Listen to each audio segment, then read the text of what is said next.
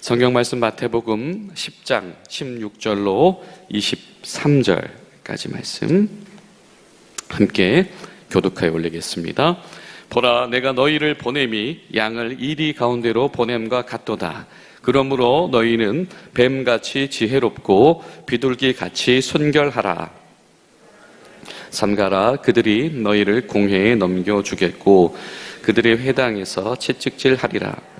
또 너희가 나로 말미암아 총독들과 임금들 앞에 끌려가리니 이는 그들과 이방인들에게 증거가 되게 하려 하심이라. 넘겨줄 때에 어떻게 또는 무엇을 말할까 염려하지 말라. 그때에 너희에게 할 말을 주시리니 말하는 이는 너희가 아니라 너희 속에서 말씀하시는 이 곧 너희 아버지의 성령이시니라. 장차 형제가 형제를, 아버지가 자식을 죽는 데 내주며 자식들이 부모를 대적하여 죽게 하리라. 또 너희가 내 이름으로 말미암아 모든 사람에게 미움을 받을 것이나 끝까지 견디는 자는 구원을 얻으리라. 이 동네에서 너희를 박해하거든 저 동네로 피하라. 내가 진실로 너희에게 이르노니 이스라엘 모든 동네를 다 다니지 못하여 인자가 오리라. 아멘.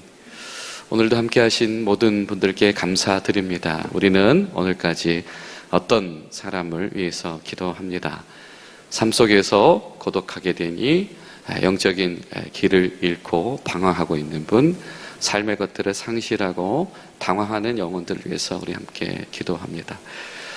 여러분, 한 주 동안 우리가 동행해서 여기까지 오셨는데 오늘도 함께 나오신 모든 분들 감사합니다.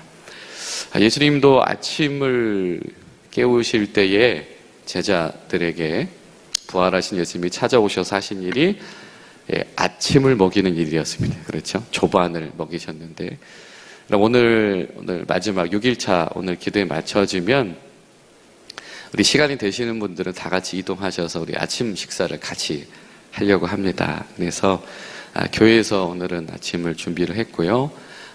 차량으로 우리가 인근으로 이동할 텐데 혹시 원활한 진행을 위해서 참석이 어려우신 분들을 잠깐만 손 들어주실 수 있으실까요? 혹시 아침 식사 참여 못할 괜찮습니다. 조금만 높이 들어주시면 뒤에서 사무장님이 개수하실 것 같아요. 예.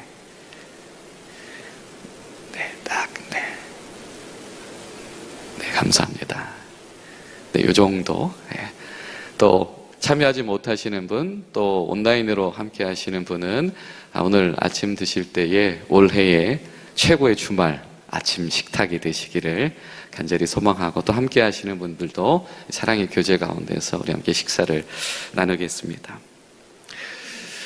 우리가 예수님의 이름으로 비일상성을 경험한 이들이 바로 제자들입니다.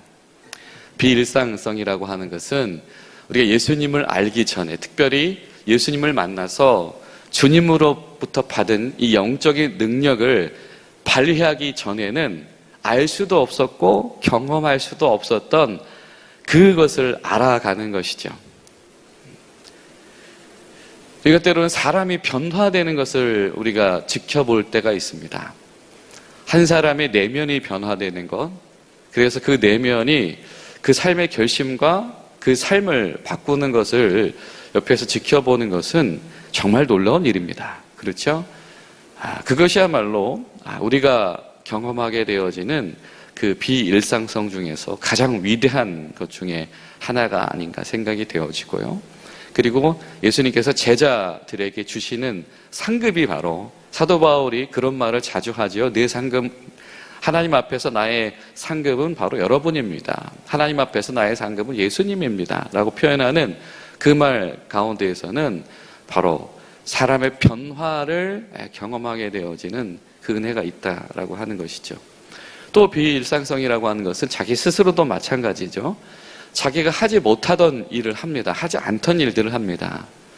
그리고 자기가 생각하지도 못했던 곳에 이르게 되어지는 것, 바로 그것이 이 예수님의 제자들이 경험하게 되어지는 비일상성일 것입니다.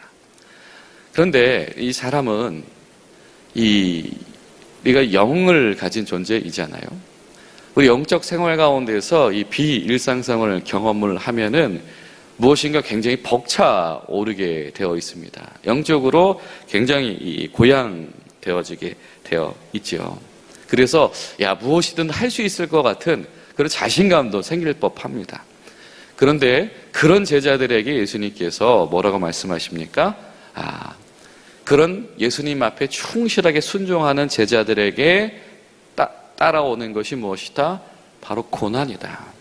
그리고 고난을 넘어서는 환난이 제자들 앞에 따라오게 될 것이다 라고 하는 겁니다.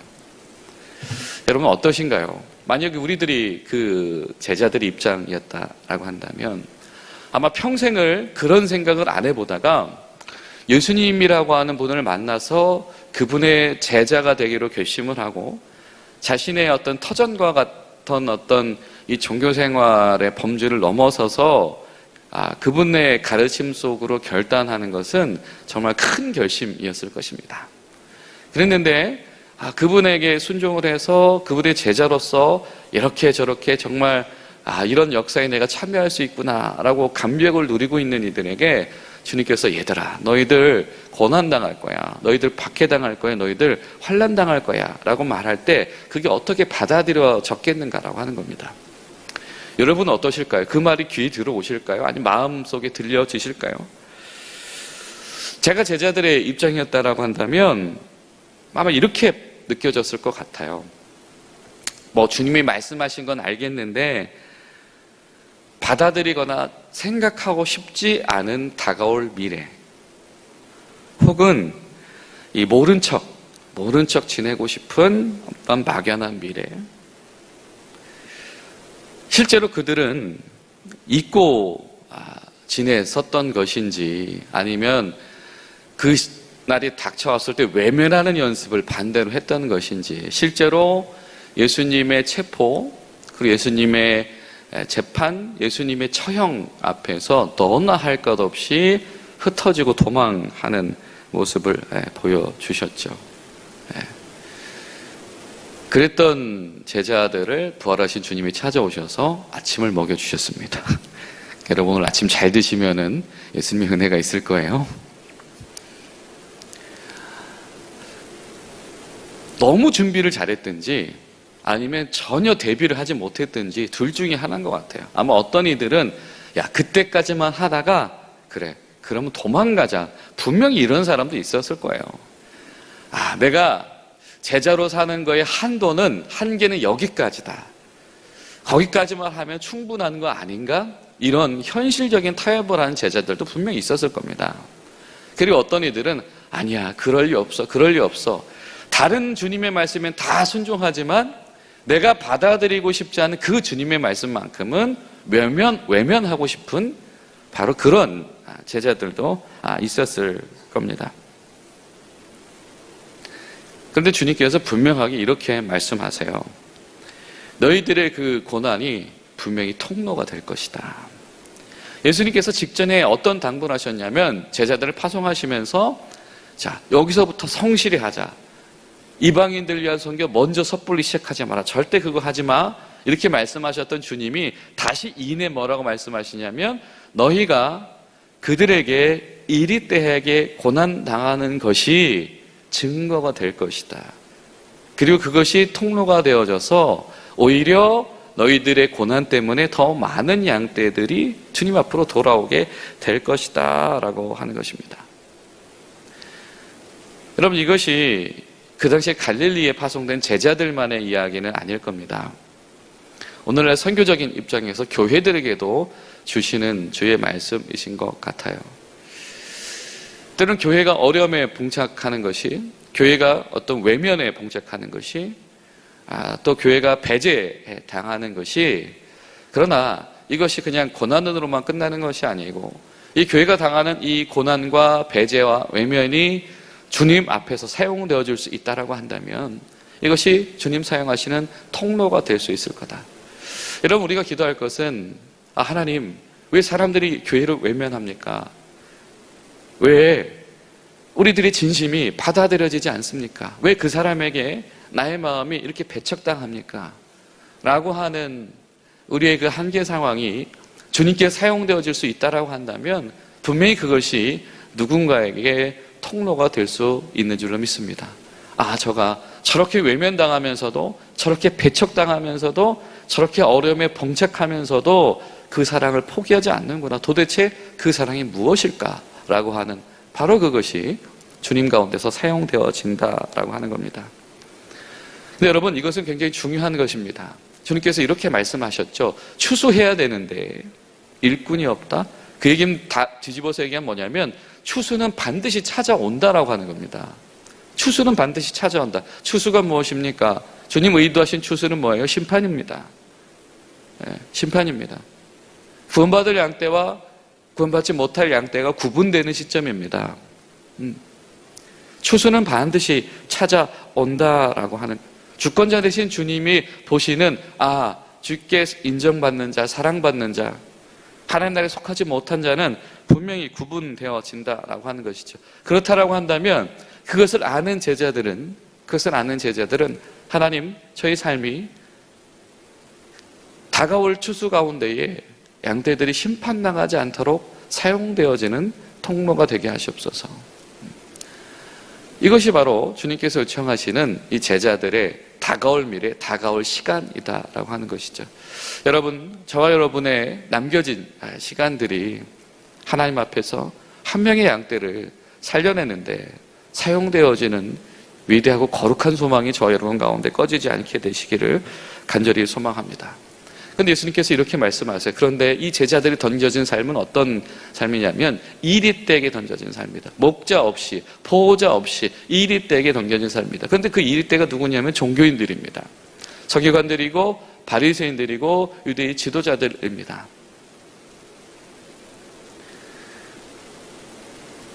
무관한 자가 아니고 모르는 자가 아니고 몰라서가 아니라 자기 스스로의 어떤 교만 때문에, 자기 스스로의 판단 때문에 하나님 나라에 동참하지 않는 자들이 제자의 삶 가운데 장애가 되어지며 박해가 되어줄 수 있다라고 하는 겁니다. 혹은 이들은 세력을 가진 이들입니다. 당시에 지배력을 가진 이들입니다. 어쩌면 오늘날의 어떤 흐름일 수도 있고요. 많은 사람들이 느끼는 어떤 공감대, 긍정적으로 표현하자면 그런 문제일 수도 있고 여러 가지 상황들이 있을 수가 있겠죠.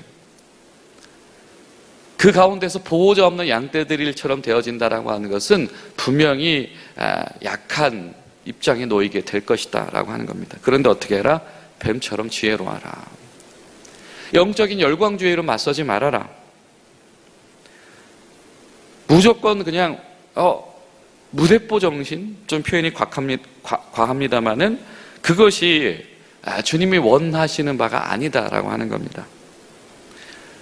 그런 어떤 힘싸움 하다가 어떤 과시하다가 정작 영적인 역량을 낭비하여서 추수하기 전에 양떼들을 되찾아온 일 가운데 그 힘을 뺏겨 버려서는 안 된다. 여러분, 우리가 그래서 잘 아는 것처럼 우리 사도행전에서도 사도 바울이 에베소나 소아시아에서 사역을 할 때 그도 감정적으로 격하게 올라올 때가 있었잖아요. 그죠? 참지 못하고 내가 나서야 되겠어라고 할 때가 있었습니다. 근데 하나님께서 그때마다 동역자들을 사도 바울에게 붙이셔서 어떻게 하셨죠? 피신시켰다. 이런 표현이 성경에 등장을 합니다. 매번 맞서 싸우는 것만이 주님께서 원하시는 바가 아닐 때도 있다. 사도 바울이 그렇게 피신함으로 말미암아서 교회가 더 하나님 앞에서 더 성장하게 되어지며 선교의 끈이 끊어지지 않게 되어진다라고 하는 거죠.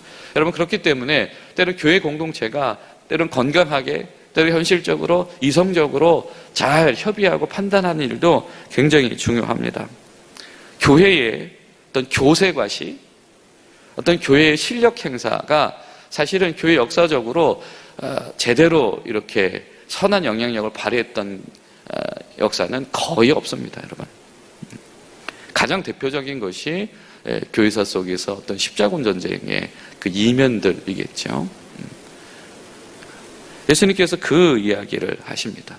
그것은 반선교적인 결과를 초래할 것이다. 하지만 그와 동시에 비둘기처럼 순결해라. 순결해라라고 하는 것은 뭐죠? 지킬 것을 지킨다라고 하는 거잖아요. 그렇죠? 열광주의로 맞서진 않지만 제자의 도리, 지킬 것을 지켜나가는 것, 이 균형을 지키는 것, 이것이 바로 제자의 삶이다. 아마 우리 군인들이 가장 많이 사용하시는 주요 단어 중에 하나가 아마 대비태세라고 하는 단어를 제일 많이 사용하실 것 같습니다. 그런데 이 제자들의 삶에 대비태세가 있다라고 한다면 그것은 무엇이냐면 뱀처럼 지혜를 사용하는 것, 그리고 주님 앞에서 지킬 것을 지키는 순결의 가치를 포기하지 않는 것, 이것이 바로 제자들의 대비태세다라고 하는 겁니다. 왜냐하면 제자들이 당할 이 고난이라고 하는 것이 한두 번에 끝날 것이 아니다. 정말 진실하게 주님을 닮아서 그 길을 가는 사람들 앞에는 끊임없이 그들을 공격하는 일들이 찾아온다라고 하는 겁니다. 그리고 17절부터 나오는 이야기들을 보니까 무엇입니까? 이 고난이라고 하는 것이 뭐 어떻게 정해진 것 같지도 않아요. 그렇죠? 예측할 수도 없는 고난. 공회들 앞에 불려가게 될 거다. 뭐 예루살렘에 있는 사내들인 공회뿐만이 아니라 지방 어떤 회당 의회들 이런 것도 다 포함하는 것이겠지요. 그리고 뭐 채찍질 당하는 거, 이거 태형 말하는 거잖아요. 자, 근데 여러분 잘 생각해 보십시오. 이 회의 자리에 끌려가고 매질 당하는 거 누가 당하는 거죠? 예수님이 당하셨던 바로 그것입니다.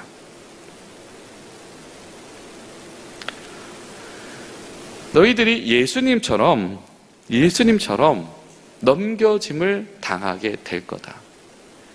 예수 그리스도처럼 넘겨짐을 당하는 이들, 예수 그리스도처럼 매질당하는 이들, 예수 그리스도처럼 판결당하는 이들, 그들로 인해서 양떼들이 돌아오게 될 것이다. 자, 그러면서 주님께서 중요한 말씀을 하십니다. 그때에 어떻게 해라? 무엇을 말할까 염려하지 말아라. 어떻게 해야 될까 걱정하지 말아라. 너에게 할 말을 주실 거다. 너희 삶을 너희가 변호하려고 하지 말아라. 너희 속에 계시는 성령께서 일을 하실 것이다. 바로 이것이었습니다. 제자들이 그 다가올 시간을 준비하는 것은 염려나 지혜가 아니고 지식이 아니고 제자들이 준비해야 되는 진정한 대비태세는 무엇이었냐면 성령 안에 있는 것이었습니다. 어떻게 지혜로울까? 어떻게 순결할까? 바로 그 연습을 성령 안에서 해나가는 이들이 바로 그때에 주님께서 충만케 하신 그 언어를 사용할 수 있게 될 것입니다. 비로소 베드로가 부활하신 주님을 통해서 다시 한번 일어나게 됐을 때에 바로 이 은혜와 능력을 경험하게 되어지죠. 먼 곳을 향하여서 유대인들 향하여서 지도자들 향하여서 말합니다. 당신들이 죽였던 그 남자가 바로 하나님의 아들 예수였습니다. 당신들이 인정하고 싶지 않겠지만 그분은 부활하셨습니다. 바로 이 베드로의 그 한마디 한마디가 베드로가 야 죄책감 때문에 예수님한테 미안하니까 그렇게 하는 것이 아니고 그 안에서 누가 일하시는 것이다? 성령이 일하신 것이다. 오늘 주님께서 그 말씀을 하시는 것이죠. 그럼 그렇습니다. 큰 갑작스러운 재난을 당한 이들이 이 공황에 빠지죠. 그렇죠? 그때 막 호흡이 가빠오고 어찌해야 될 바를 모릅니다. 그때에 이 심리적인 응급처치를 전문가들이 내릴 때 어떻게 하죠? 가장 제일 먼저 무엇을 하게 합니까? 심호흡을 하게 합니다. 그렇죠? 잠깐만 호흡하세요. 크게 들이쉬고 크게 내쉬세요. 자, 그런데 여러분 성경은 주님의 영은 호흡이라고 숨결이라고 우리에게 표현합니다. 성령으로 호흡하는 것, 성령을 흡입하는 것, 성령으로 내쉬는 것. 제자들의 삶의 비결은 바로 그것이다. 우리가 심호흡하듯이 성령으로 숨쉬는 것, 이것만 기억해라. 너희가 재난당했을 때 성령으로 숨쉬는 것. 여러분, 우리가 기도할 것은 어려움 당한 이들 가운데 하나님, 그 사람이 성령으로 호흡하고 들이쉬고 성령으로 내쉬도록 주님 도와주십시오. 우리가 함께 기도해야 될 것입니다. 왜냐하면 주님께서 21절부터 뭐라고 말씀하세요? 이것이 언제까지 계속된다? 언제 끝날지 모르게 계속될 것이다. 이 도전은 예수님이 십자가에 달릴 때, 예수님이 부활하실 때, 부활하시고 나서도, 그리고 심지어 예루살렘이 다 파괴될 때까지도 이 유대 지도자들을 통한 제자들을 향한 박해는 멈추지 않았습니다. 자, 이것이 무엇이겠습니까? 우리가 가는 이 제자의 길이다라고 하는 것은, 이 선교적인 삶이다라고 하는 것은 언제까지다? 끝이 없다. 끝이 없다. 인자가 나올 때까지, 1차적인 이 표현은 이 다니엘서에도 있지만 인자가 나올 때까지는 이거는 알 수 없는 시점이에요. 하나님의 아들, 그분이 하나님께 앞에 서게 되어지는 바로 그 시점입니다. 다른 말로 표현하면 마지막 한 명 남을 때까지.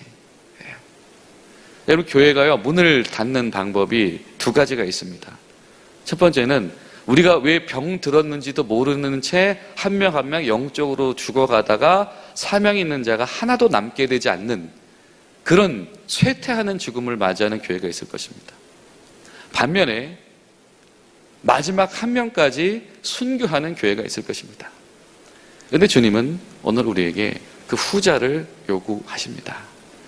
마지막 한 명까지 예수님께서 부여하신 이 제자의 길, 추수 때에 양떼들이 심판당하지 않게 하기 위해서 그때 그 양떼를 향해서 나아가는 그 한 사람을 주님께서는 기다리고 계시다. 여러분, 우리가 만나는 이번 주간에 그 어떤 사람, 마지막 사람은 바로 그 사람입니다. 바로 우리 자신, 여러분. 예수님께서 기다리시고 예수님께서 원하시는 참된 제자된 그 사람이 바로 그 어떤 사람이다. 여러분, 오늘 하루, 이번 주를 우리가 갈무리하면서 주님께서 우리를 보내실 텐데 라고 하는 이 마음이 식어지지 않는 저 여러분들 되시기를 간절히 소망합니다.